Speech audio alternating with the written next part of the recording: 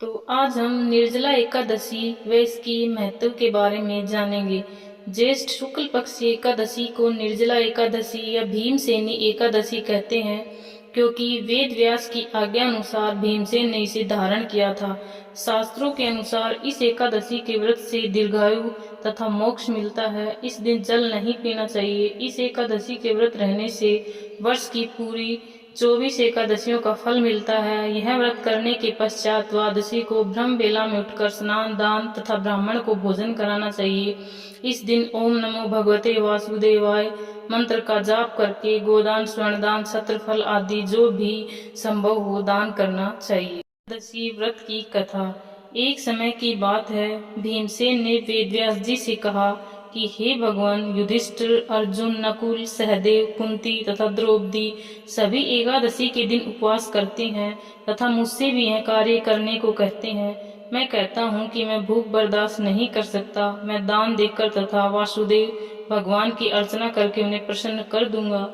बिना व्रत किए जिस तरह से हो सके मुझे एकादशी व्रत का फल बताए। मैं बिना कायाक्लेश के ही फल चाहता हूँ।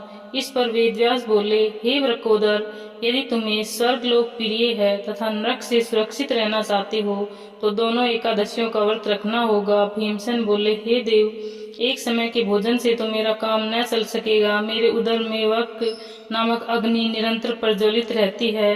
पर्याप्त भोजन करने पर भी मेरी क्षुधा शांत नहीं होती। हे ऋषिवर, आप कृपा करके मुझे ऐसा व्रत बतलाइए कि जिसके करने मात्र से मेरा कल्याण हो सके। जी बोले, हे भद्र, ज्येष्ठ की एकादशी को निर्जल व्रत कीजिए।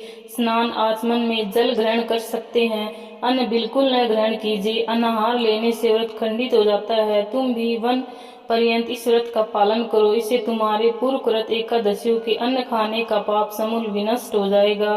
व्याज्ञानुसार भीमसेन ने बड़े साहस के साथ निर्जला का यह व्रत किया, जिनके परिणाम स्वरूप प्रातः होते होते संज्ञाहीन हो गए। तब पांडवों ने गंगा जल, तुलसी, चरणामृत प्रसाद देकर उनकी मूर्छा दूर की। तभी से भीमसेन पाप मुक्त हो गए। जो कोई भी निष्ठा पूर्वक निर्जला एकादशी का व्रत करता है, उसके जाने अनजाने में किए हुए सभी पापों से मुक्ति मिल जाती है। वह मोक्ष की प्राप्ति होती है। वह इच्छा अनुसार फल मिलता है। सभी को निर्जला एकादशी का व्रत अवश्य ही करना चाहिए और इस दिन दान पुण्य करना चाहिए। प्लीज कहानी पसंद आई हो तो चैनल को लाइक, शेयर एंड सब्सक्राइब अवश्य करें। Thank you.